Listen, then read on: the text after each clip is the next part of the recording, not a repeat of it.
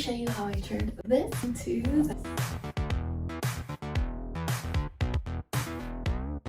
I just saw the Barbie movie. The movie is amazing. And every little detail in the production design was like on point. So after the movie and just being obsessed with it, the inner child in me wants to do a fun Barbie DIY. I've seen people make these cute Barbie boxes for parties, but I wanted to make something that I could keep in my house and that is more compact than a huge Barbie box.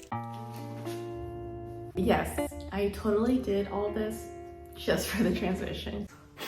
Here is this mirror that I found that was on its way to the landfill. I feel like it's like those mirrors that we had maybe in college or so, maybe like a teenager's room, where it kind of like put it on like these metal hooks and it hangs over the door. Let's Barbie-fy this.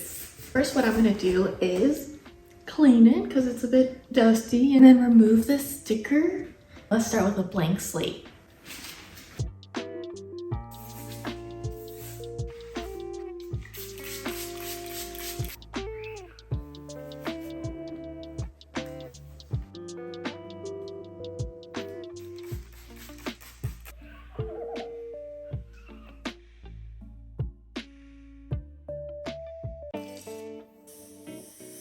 It's time to measure. I added 1.5 inches to the size of the mirror, so the Barbie border will slightly stick out, making the whole Barbie box a little larger than the original mirror.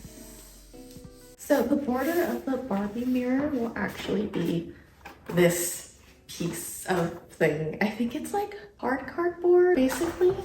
This was in back of a back of like an IKEA bookcase. You know, the thing that like goes in the bag so like your books and stuff doesn't fall through.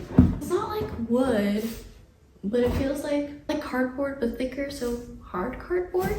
Anyways, I will cut this according to size, so it'll be the border, and then I will paint it Barbie hot pink. To make my Barbie box border, I will be cutting this old fiber wood board that has been sitting in my garage.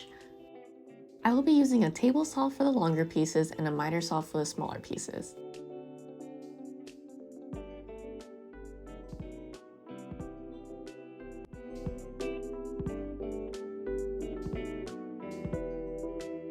After cutting my pieces, you can see the edges are a little rough. I will be sanding it and also sand the top surface to help the paint adhere better to the material.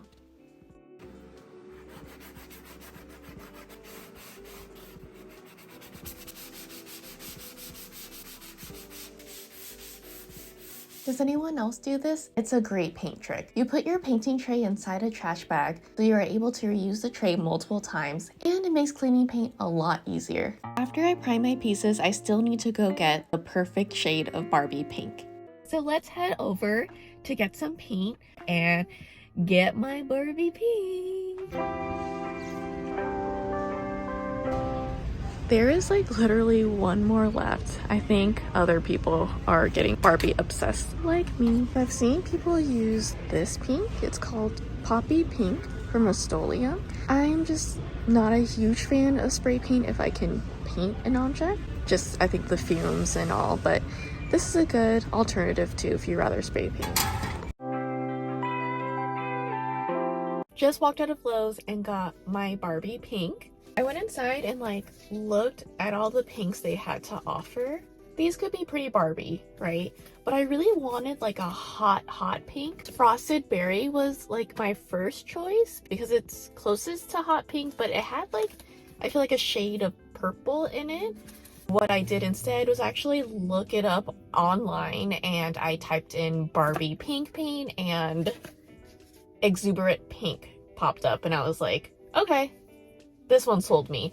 My suggestion is to look online first to see what paint people recommend, and then you can see photos of like how they painted their interior DIY project or whatnot. And I saw people use it for other Barbie DIYs, party decor, and all that fun stuff. I also got 2 sample sizes, and part of me is like, am I gonna regret this? Am I gonna come back and get some more?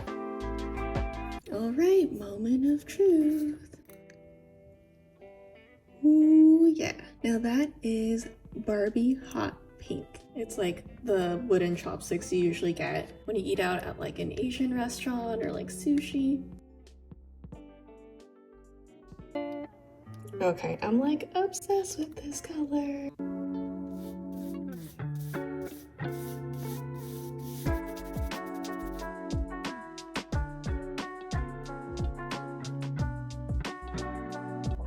Oh my goodness. Yep, I just totally stepped on it. It's time to make the Barbie logo. I simply Googled the Barbie logo and then I opened it up on my Cricut design space. Since the logo is pretty simple, I chose simple as my image type. On the next page under manual, I clicked on the erase button and erased the trademark. Then I go back and click on the select button and click on the outline of the logo, which is all the hot pink spots. The goal is to get the inner part of the logo. On the last step, I like to save my photos via cut image. And I like to rename my images so it is easier to search for the future. I will name this Barbie logo inside. I am using white permanent vinyl for the Barbie logo. Once the Cricut is done cutting, it is time to weed out our Barbie logo. So this is permanent vinyl, and with permanent vinyl you have to use transfer tape. So you put the transfer tape on top, and then you peel it off, and basically it's like a sticker. The transfer tape helps you put the vinyl on your project. It's not totally necessary, but it's good to take the bubbles out where your print is. So like on all the letters, I try to take the bubbles out. But it's not the end of the world. You can always smooth it when you put it on your project.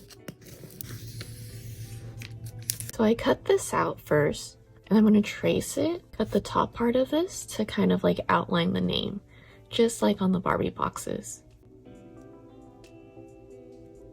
So when I trace the Barbie name, I don't recommend using pens or anything. Stick with a pencil. I don't know if you can see it, but there's like random blue marks that smeared while I was cutting the outline. Use this Gorilla Glue. It's strong and does not foam. Take out your clamps. The more the better, right?